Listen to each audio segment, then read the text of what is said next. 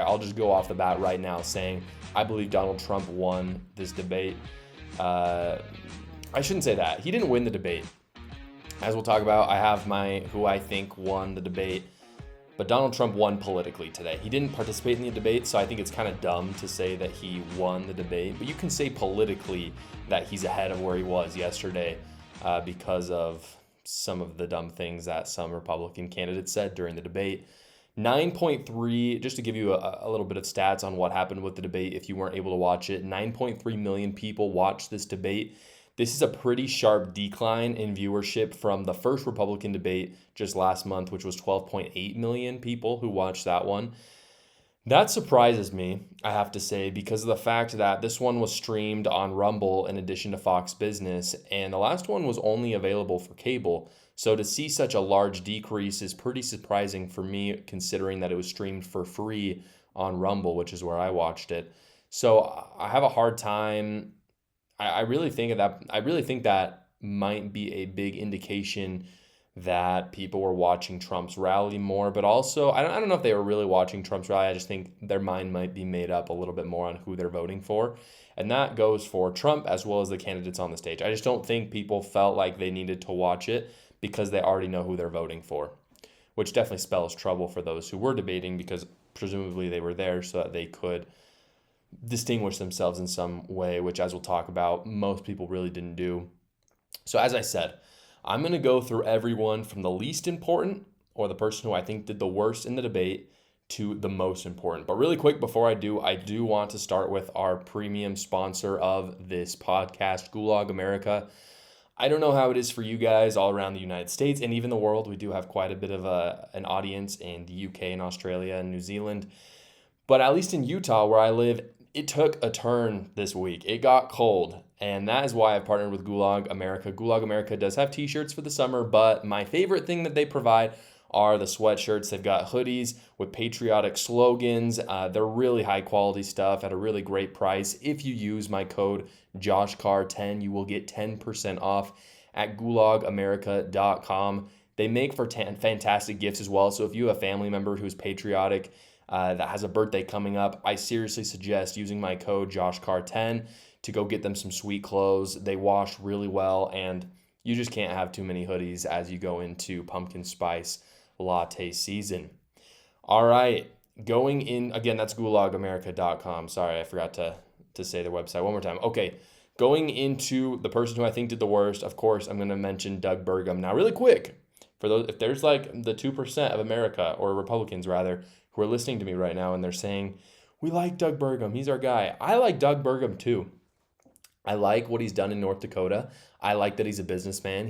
Even though he's a governor, he's still fairly, he's a bit of an outsider still in the fact that he came from the private sector. And I like that about him, but he was really upset. And I want to break down this part of the debate because I did a lot of thinking and it kind of made me think of a new political strategy as well. He was really upset because he didn't get as much time as the other candidates. And this is true, by the way. He did not. To be clear, though, he was asked around as many questions as the other candidates, but he didn't get time because no one talked about him. And what I mean by that is in the debate, when someone responds to a question, so say Mike Pence is asked a question, if he's asked a question and during his response, he brings up Tim Scott, or probably more likely he'd bring up Vivek Ramaswamy because he likes to trash on him a lot. That person now has the opportunity to respond because he's been called out. And the reason why Doug Burgum didn't get as much time is because no one sees him as a threat. He hasn't really done a lot on a national scale for people to criticize. Therefore, no one mentioned him in their responses. Therefore, he had no time to respond to them like other people did. As we'll talk about a little bit later, there was quite a bit of contention in this debate, and so it led to a lot of back and forths, which is warranted when someone is calling you out. You should be able to respond. So Doug Burgum just didn't have that opportunity. So what you saw during the debate is he just like over and over again is trying to interrupt people and give his 2 cents, but no one really cares. But this is what, I thought of a new political strategy. Maybe you can put in the comment section whether you think this is viable or not, but hear me out. If you are trying to take the most time as a candidate, obviously you want people to call you out, and what you can do by that is just to call them out as well. But also think about this. if there's someone like a Doug Burgum in the room who is probably not going to win. I mean, he has very low numbers, barely was able to hit that 3% threshold. Why not call him out as much as possible so that he can suck more time out of the room from the other candidates and they won't be able to speak? I don't know if it's a viable political strategy, but I feel like it could be good for debates if, like, say Vivek Ramaswamy randomly just started mentioning Doug Burgum, not even in like a super antagonistic way, but just like threw his name in every response so that Doug Burgum then had to respond, and his bigger competitors like Nikki Haley and Ron DeSantis couldn't have time to speak as much as he did. I think it could be an interesting strategy. You'll have to let me know what you think in the comments down below. I do want to talk about the second sponsor of this podcast, which is Two Beards Post. Right now, if you go to twobeards.club, you can find the best beard and body care. The stuff smells incredible. One of the things that I love most about Two Beards Club, you may notice that I do not have a beard. I have a lot of friends that have beards. They need help upkeeping them, as I'm sure a lot of people listening do. But one of the things that I love that they do for both their beard stuff as well as their body stuff, which I prefer to use since I don't have a beard, is that they make things in very small doses, very small batches, just to ensure the best quality. Right now, if you head over to twobeards.club, you can see that high quality product, again, for your beard and bod. This is a family-friendly podcast, so I won't go into too much detail, but we know that the ladies love a sexy beard. That's why it is important to take care of it well. They have beard butter, creams, oils. You can check all that out again at twobeards.club. If you don't have a beard like me, there's stuff like deodorant that smells fantastic. It's high quality, not aluminum like all the crappy stuff at the store. Go check it out once more at twobeards.club. Okay, Doug Burgum was the biggest loser of the night. The next one really surprised me because I thought his performance for the first debate was okay, which is Tim Scott. Tim Scott was really bad in this debate. He was probably the most politician-y guy up there, which before this debate, I would have had to say that it was Mike Pence. Mike Pence was like brutally politician-y last time. It was actually like hard to listen to. Mike Pence got a little better this time. Tim Scott was the one. I mean, when you say the phrase, vote Tim Scott at the end of your response, you're losing us. Like, you're losing it. That's implied, bro. Like, you don't need to say that to us. Vote for Tim Scott. We know you're running for president. We know you're on the debate stage, so that we'll vote for you. So give a good response. You don't need to politician it all up for us. He got into a really bad pattern overall of essentially they would talk about some sort of a national issue, which Tim Scott is a senator, therefore he's dealing with national issues. And he had this bad pattern of he would be asked about an issue. He would then talk about how he has addressed that issue in the Senate a lot and made big headway with it. But here's the problem. They brought up that dilemma or that question because of the fact that it wasn't being solved. So essentially what he's saying is, you've already entrusted me to take care of this problem, and I'm saying it happened, but it didn't happen because you're asking me the question. So why would we trust him again to do it? And by the way, I like Tim Scott too. I don't think there's anything.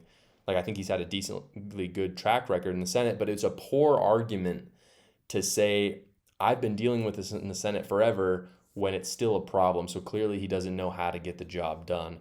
I think I'm not the only one who noticed that in his speech for that reason, as well as the fact that his answers were just mostly lackluster. Tim Scott was the second biggest loser of the night. Next up, we have Mike Pence. Mike Pence was pretty much in the same spot that he was in the first debate. Not very good. He didn't even get as much time to talk in this debate as the last one, and it didn't really even, like, he just kind of looked dead on, like, to be honest. I was watching the debate with a big group of friends, and some of them, every time he'd come out, like every time he'd speak, would call him the corpse because he looked like a corpse. And that's not really a him problem. Like, that's the makeup. But he looked bad, and he really didn't seem that energetic when he was speaking. So just on his performance alone, he did really bad. But the problem was his whole campaign, Mike Pence's whole campaign, is I am Donald Trump, but I didn't try to overturn the election on January 6th. That's his whole ploy. And so for most sane Americans who look at January 6th as a riot that got out of control and didn't actually have that much to do with Donald Trump, we're like, okay, we'll just vote for Donald Trump then.